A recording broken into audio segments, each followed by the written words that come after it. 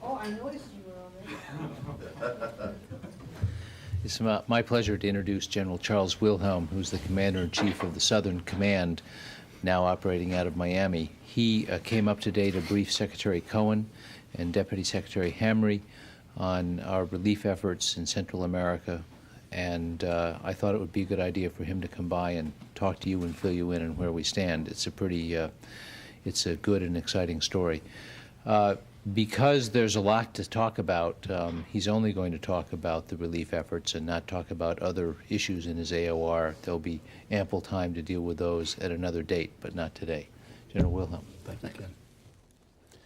Good afternoon, ladies and gentlemen. On the 26th of October, when Hurricane Mitch struck the Bay Islands off the north coast of Honduras, Southern Command was reasonably well postured to take on the humanitarian and disaster relief challenges that it presented. That was the case primarily because we were still in the process of cleaning up after Hurricane Georges in the Caribbean, and we're still looking at the work to be done in Puerto Rico and in the Dominican Republic and in Haiti after Hurricane Georges passed.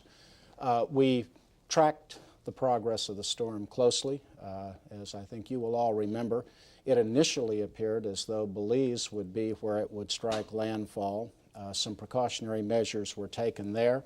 The official, many members of the official U.S. delegation there were evacuated, but we had done considerable contingency planning before the storm actually made landfall on the Bay Islands and ultimately into Honduras.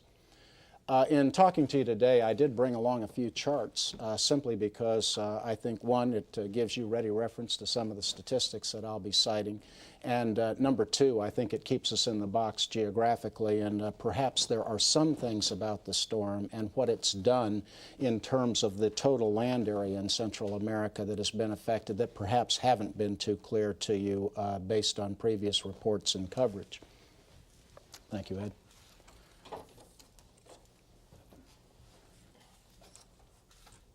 This is kind of a stark picture, but I think it probably very clearly portrays the fact that this is really a human tragedy of enormous dimensions and will talk to the total loss of life and the suffering that the people in Central America are experiencing in just a minute. Hurricane Mitch has been categorized as the most destructive storm to hit Central America in more than 200 years. And this was the chart that I referred to when I discussed the geographic boundaries of the storm damage. All of these portions that are shaded in brown on the chart in Guatemala, El Salvador, in Honduras, and in Nicaragua are the areas of those countries that were hardest hit.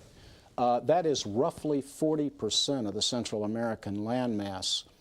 Some of the people who are visiting the region right now only get to the capitals, and as you can see, Managua, El Salvador, and Guatemala City were not significantly touched. Only Tegucigalpa in Honduras was really affected by the storm, and most of the cleanup has been completed there.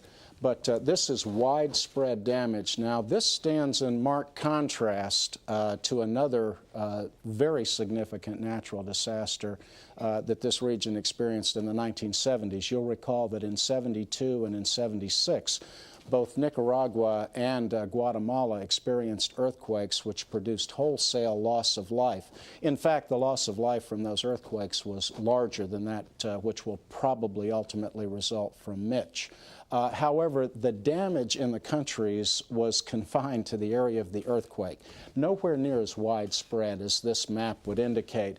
And the grim box score, for lack of a better word, is here. As you can see, the number of dead, and these are good, reliable estimates directly out of the nations themselves.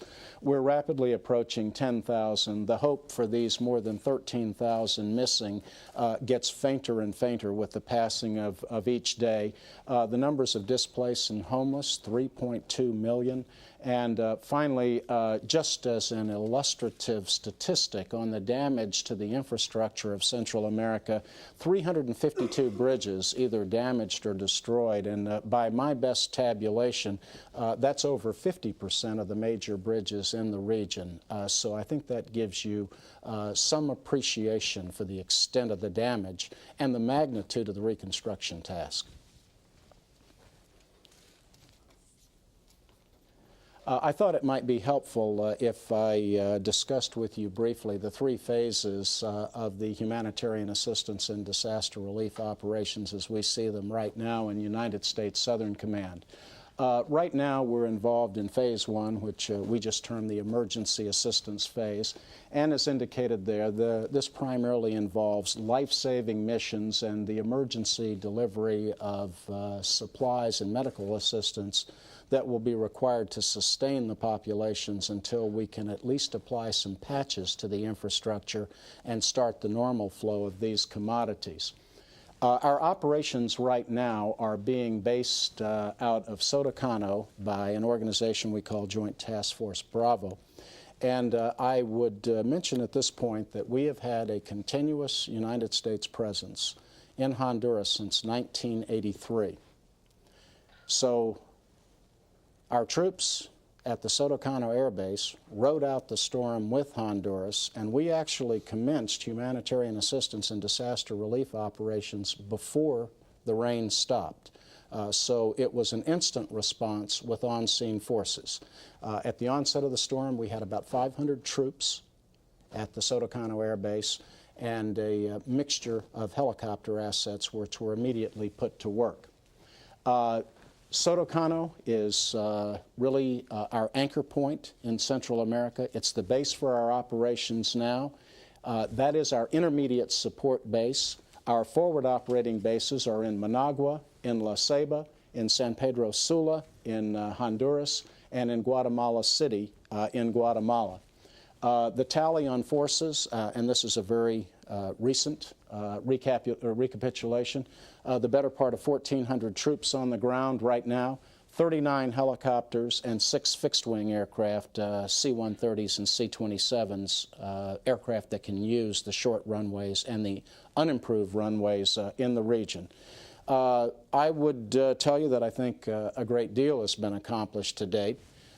In the early days of the crisis, from about the 26th to the 28th of October, helicopters manned by U.S. servicemen and rubber boats manned by members of our Special Operations Command were active throughout Honduras. They actually plucked people off of dikes and off of rooftops whose lives would have almost certainly been lost had they been swept away by the floodwaters.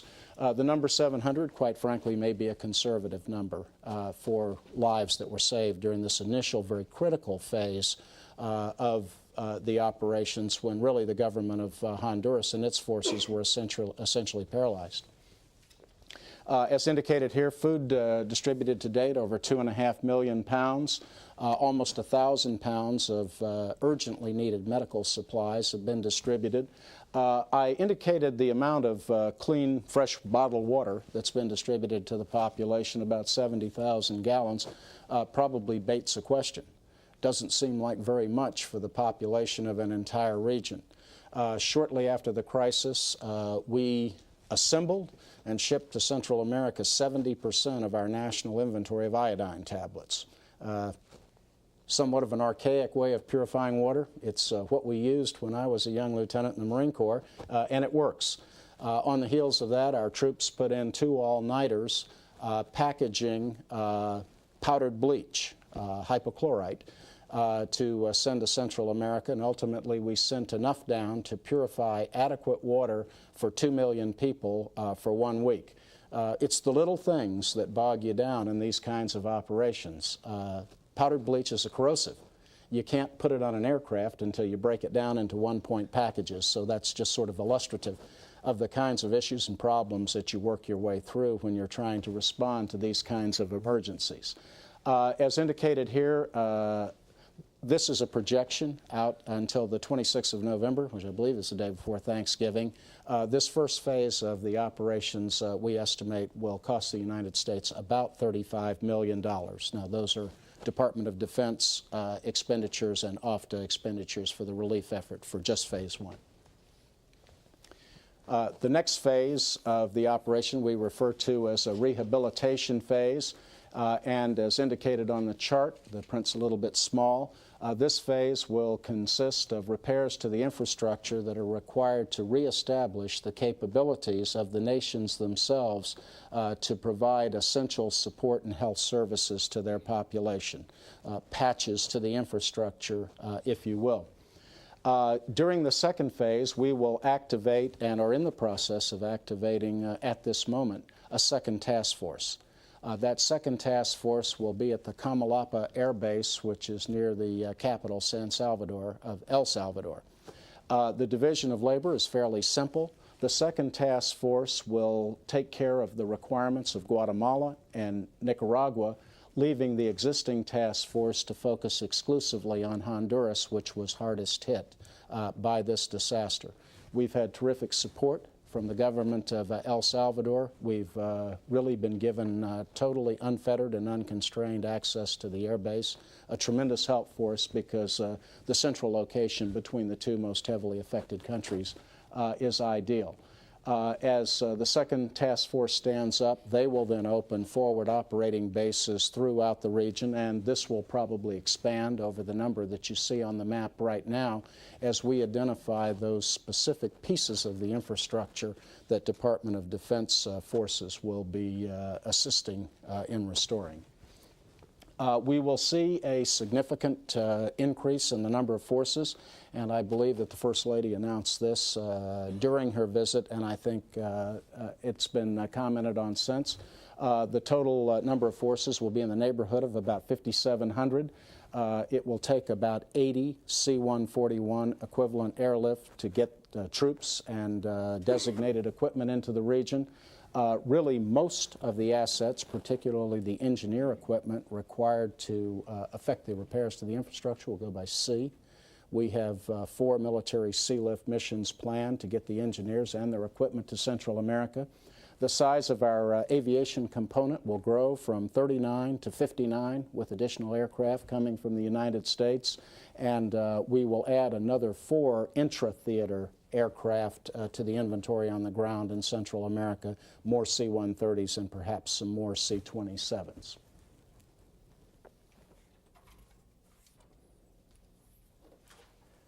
The third phase, which is still pretty much in the formative stage right now, and many decisions are left to be resolved on it, is what we at Southern Command have referred to as the restoration phase. And these are those long-term efforts which I believe will probably be measured in years rather than months, that will be required to really put the infrastructure in Central America back in place and get the countries back on their feet and really kind of restore a semblance of what they had as national capabilities and as really an economic base before the storm hit. During this phase, we at Southern Command see this as a transition point. The Department of Defense role becomes smaller, while the role of the interagency, international organizations, private volunteer, and non-governmental organizations should actually grow considerably. One of the things that we think that defense can do during the restoration phase is to continue to execute what we call the New Horizons exercise series. This is an exercise program that has been a major part of United States Southern Command's regional engagement program for quite some time. Really, there are 4 principal end products from this. We send engineers, for the most part, and medical people, almost exclusively from the Guard and the Reserve, into Central and South America and the Caribbean, and they do 4 things. They build schools, they build clinics, they drill wells, and they conduct medical outreach programs. This is a standard part of our operation. A typical New Horizons exercise will build 4 schools and 4 clinics. It'll drill 6 wells, and it'll conduct 3 very far-reaching medical outreach operations. So it's a very effective tool for working with the governments of Central America, which at the same time provides a very meaningful support to the populace. So we can see a very productive role for an expanded New Horizons program as we work our way through the restoration phase. And I believe at that point I've hopefully done a reasonable job of summarizing the plans that we have right now, the 3 phases of the humanitarian assistance disaster relief operations as we envision them, and I'd be pleased to take your questions. Yes, sir. After the earthquakes in the 1970s, a lot of people think that those set the stage for the guerrilla insurgencies that followed. How concerned are you about this hurricane creating a destabilizing political situation in the region? Well, I think there's always room for some concern with distressed populations, but I would tell you that in several instances, I think the nations themselves did an excellent job of responding to this crisis, and I would offer as an example Guatemala. In March of this year, we conducted an exercise with Guatemala and the rest of the nations in Central America and a few from the Caribbean that we call Fuerzas Aliadas Humanitarian. As luck would have it, the exercise scenario involved a simultaneous earthquake and hurricane. So we stepped our way through every part of the process required to first mitigate the effects of the hurricane on the front end, and I was very pleased by this. When I got off the airplane in Honduras, General Espinosa, who was General Shelton's equivalent in their armed forces, the first words out of his mouth as we shook hands were, he said, "General, thank goodness that we did the exercise in March." He said, "We put to use everything that we practiced there." The Guatemalan armed forces went in, they analyzed the floodplain and very literally evacuated tens of thousands of people, which is one of the reasons, a major reason why Guatemala suffered so few casualties in a comparative sense, less than 300. We were very pleased by that. Their internal disaster relief organization, CONRAD, had also been a player in this interagency exercise, and they had refined a lot of their internal procedures and had actually fine-tuned their organization based on the things that we discussed during the exercise. So that's an example of a step forward, which the population is well aware of, and we're not dealing with thousands of dead in Guatemala, we're dealing with hundreds. Honduras, of course, took the heaviest hit. I think that's always the way it is. They were the first country in the path of the storm. From Honduras, we were able to determine that the damage from this storm would not be winds, but it would be rains and water. But I think President Flores, his military, I talked to General Hung Pacheco there, they've done a good job of regaining their balance after a very, very catastrophic first few days.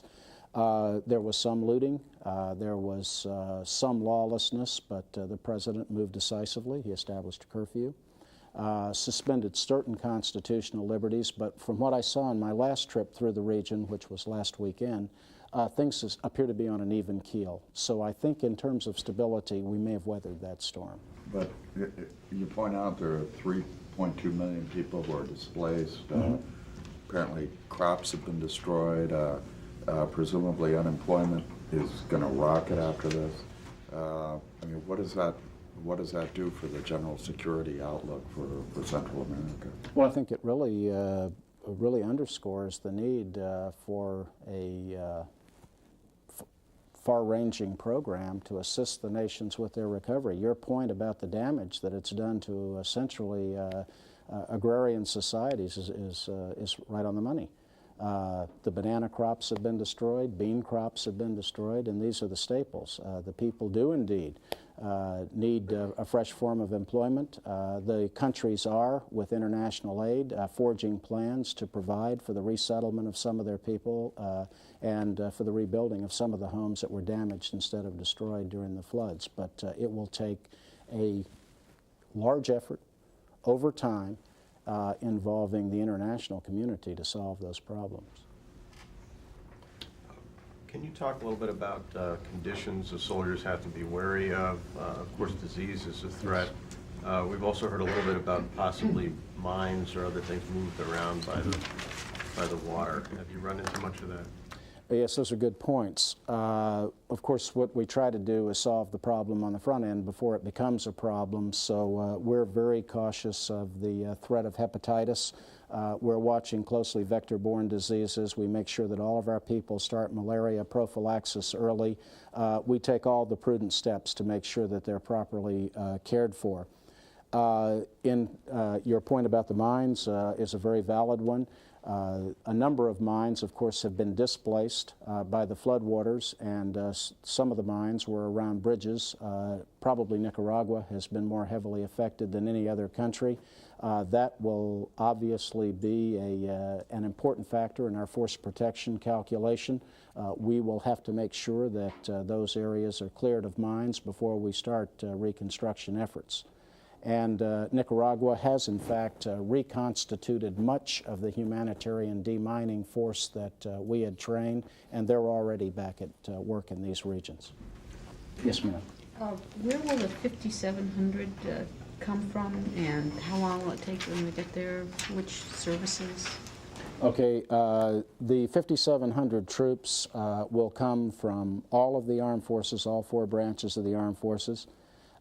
They will be drawn almost exclusively from the CONUS base. They will come from post and stations throughout the United States, and they will be a mixture of active component, guard, and reserve troops.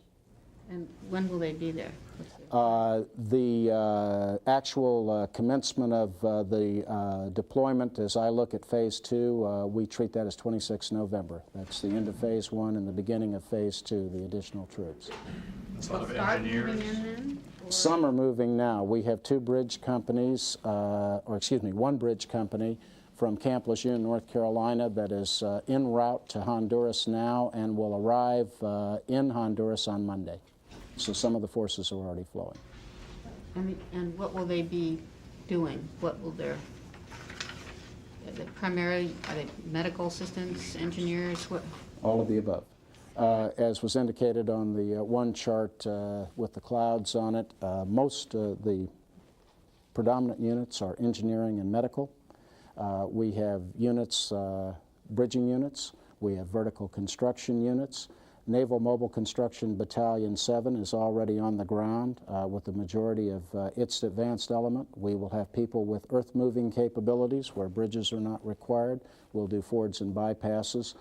We'll take those steps that are necessary to repair the infrastructure as quickly as possible and restore the country's ability to take care of their populace.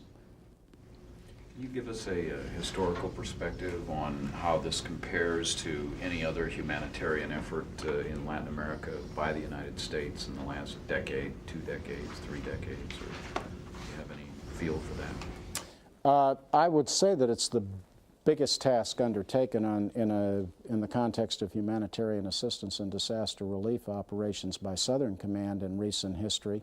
Quite frankly, I don't know what the level of our involvement was in the earthquakes in 1972 and 1976, but certainly nothing since '76 has approached this in size or scope. Can I just clarify on the personnel numbers? The 5,700, is that in addition to the 1,300 you have right now? No, that's a cumulative total. Those 1,377 troops that are on the ground today will remain, and they are rolled into that number of 5,700. Actually, you're sending about another 4,300 or so? You're probably better at arithmetic than I am. Yeah, it's 1,377 plus what it takes to yield 5,700. That's. And you think they'll all be there by?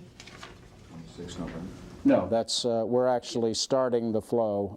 Those are the earliest arrival dates for the additional forces. Now, it's important to note that a lot of these forces are moving by ship.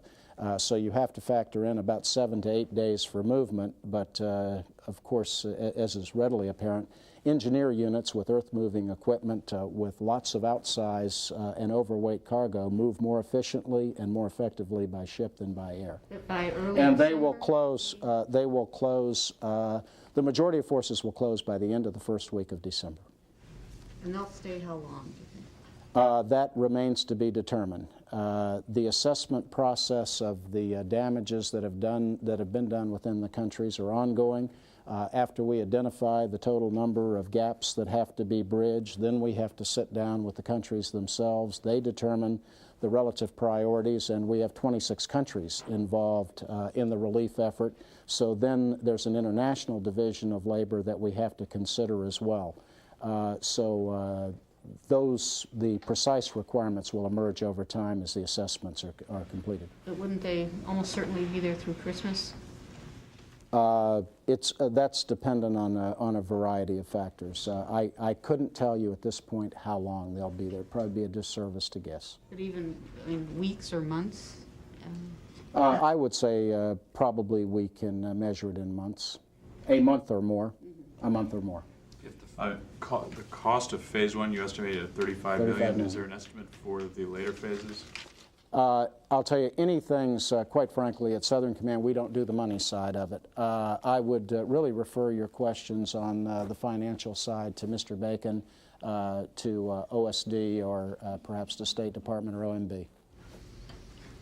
Just a question. When they're building bridges in a situation like this, are they really temporary bridges, or can they build some permanent stuff? Combination of the two. We really have three options. We have two military bridging capabilities that we will send to the theater. The first is medium girder bridge. Each medium girder bridge will span a 50-meter gap. The next size bridge up is a ribbon bridge or a floating bridge. That'll go as far as 705 feet. Then the next category of bridge is not a military bridge, the Bailey Bridge. That is a fabricated commercial bridge, but our military engineers are proficient in using them.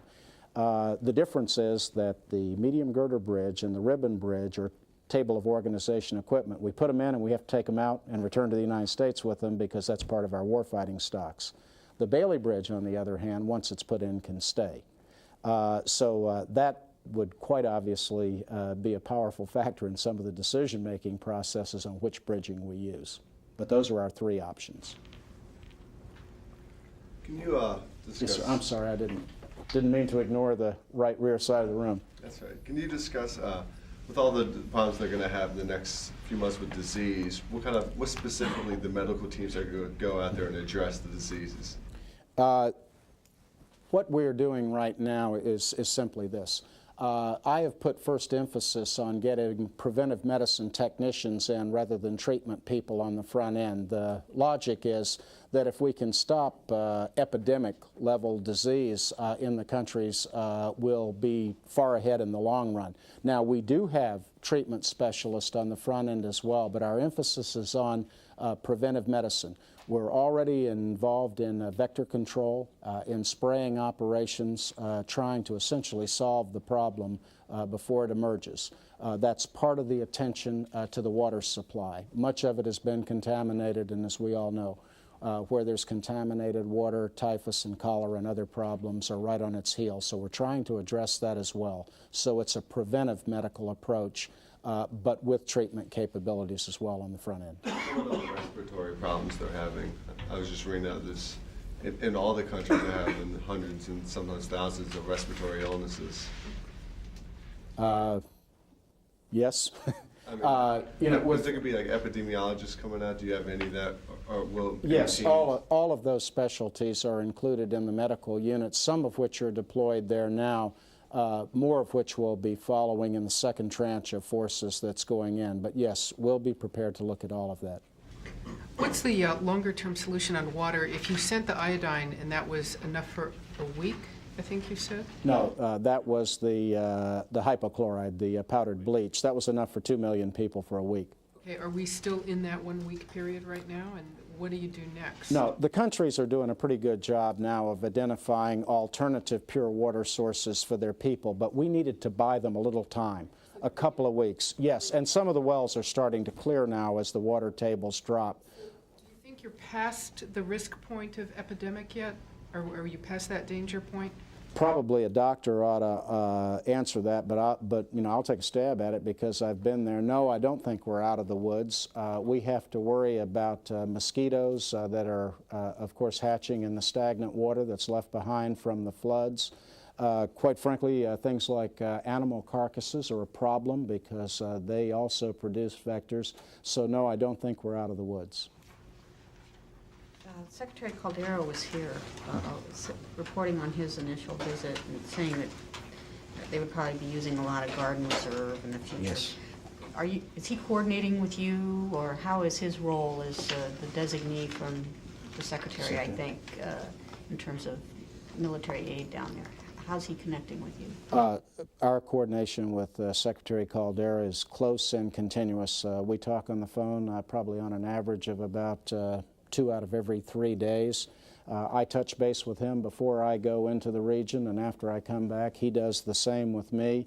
It's been very, very helpful, and of course, I think he's forged some very effective relationships with some of the national leaders in Central America. So it's been a great help having someone of his stature to go into the region and really to sort of act as he's an extension of Southern Command, and in a sense we're an extension of him. So it's a good relationship, and it certainly gives us better coverage within the Department of Defense.